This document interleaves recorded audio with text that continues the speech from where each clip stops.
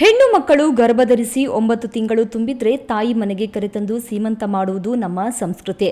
ಆದರೆ ಇಲ್ಲೊಬ್ಬ ರೈತ ತಾವು ಸಾಕಿದ ಹಸುವಿಗೆ ಸೀಮಂತ ಮಾಡಿ ಗೋಪ್ರೇಮ ಮೆರೆದಿದ್ದಾರೆ. ಕೋಲಾರ ತಾಲೂಕಿನ ಕಳಿಪುರ ಗ್ರಾಮದ ರೈತ ಬಸವರಾಜ್ ಅವರ ಮನೆಯಲ್ಲಿ ಈಗ ಹಬ್ಬದ ವಾತಾವರಣ.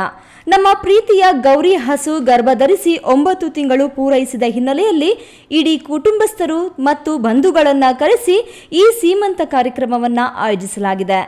ಮನೆಯ ಮಗಳಿಗೆ ಮಾಡುವಂತೆಯೇ ಗೌರಿ ಹಸುವಿನ ಮೇಲೆ ಹೊಸ ಸೀರೆ ರವಿಕೆ ಹೊದಿಸಿ ವಿವಿಧ ಸಿಹಿ ತಿನಿಸುಗಳ ತಟ್ಟೆಗಳನ್ನಿಟ್ಟು ಶಾಸ್ತ್ರೋಕ್ತವಾಗಿ ಸೀಮಂತ ಮಾಡಲಾಗಿದೆ. ಗ್ರಾಮದ ಮಹಿಳೆಯರು ಬಂದು ಹಸುವಿಗೆ ಅರಿಶಿಣ ಕುಂಕುಮವನ್ನ ಹಚ್ಚಿ ತಾಂಬೂಲ ಸ್ವೀಕರಿಸಿ ಹರಸಿದ್ದಾರೆ.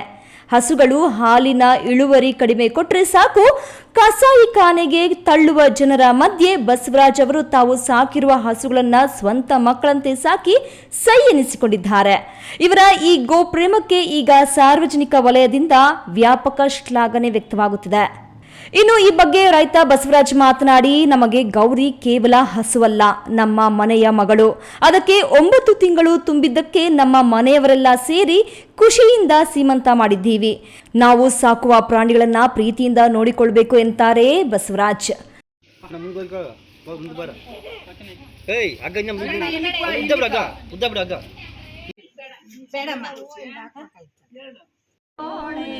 ಕಮಲಿನಿ ಕೈಯಲ್ಲಿ ಹಿಡಿದೋಳೆ, ಕಮಲದ ವನ ಹೃದಯ ಕಮಲದಲ್ಲಿ ನಿಂತೋಳೆ, ಕಮಲಿನಿ ಕರಮುಗಿವೆ. ಪ್ರಕೃತಿ ಮತ್ತು ಮೂಕ ಪ್ರಾಣಿಗಳ ಮೇಲಿನ ಇಂತಹ ನಿಷ್ಕಲ್ಮಶ ಪ್ರೀತಿ ನಿಜಕ್ಕೂ ಎಲ್ಲರಿಗೂ ಪ್ರೇರಣೆ.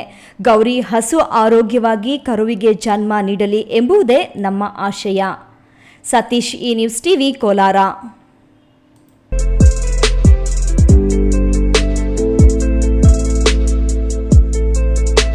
ಜೀವನ್ ಆಸ್ಪತ್ರೆ, ಬಿಬಿ ರಸ್ತೆ, ಚಿಕ್ಕಬಳ್ಳಾಪುರ. ಕೇಂದ್ರ ಸರ್ಕಾರದ NABH ಮಾನ್ಯತೆ ಪಡೆದ ಚಿಕ್ಕಬಳ್ಳಾಪುರ ಜಿಲ್ಲೆಯ ಮೊದಲ ಆಸ್ಪತ್ರೆ. ಡಾಕ್ಟರ್ IS ರಾವ್ ಸಾರಥ್ಯದಲ್ಲಿ 14 ವರ್ಷಗಳಿಂದ ಆರೋಗ್ಯ ಸೇವೆಯಲ್ಲಿ ಜೀವನ್ ಆಸ್ಪತ್ರೆ.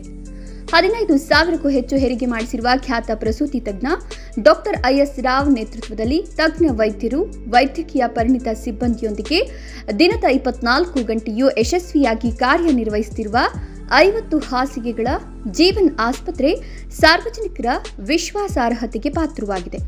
ಈ ಆಸ್ಪತ್ರೆಯಲ್ಲಿ ಪ್ರಸೂತಿ ತಜ್ಞರು, ಮಕ್ಕಳ ತಜ್ಞ ವೈದ್ಯರು, ಜನರಲ್ ಫಿಸಿಷಿಯನ್, ಶಸ್ತ್ರಚಿಕಿತ್ಸಾ ತಜ್ಞರು, ಮೂಳೆ ವೈದ್ಯರು, ENT ತಜ್ಞರು, ಮೂತ್ರಕೋಶ ತಜ್ಞರು ಹಾಗೂ ನರರೋಗ ತಜ್ಞರ ಸೇವೆ ಲಭ್ಯ ಇದೆ.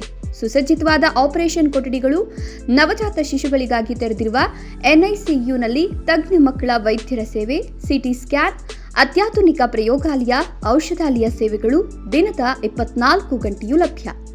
ಗುಣಮಟ್ಟದ ವೈದ್ಯಕೀಯ ಸೇವೆ ನಮ್ಮ ಆದ್ಯತೆ.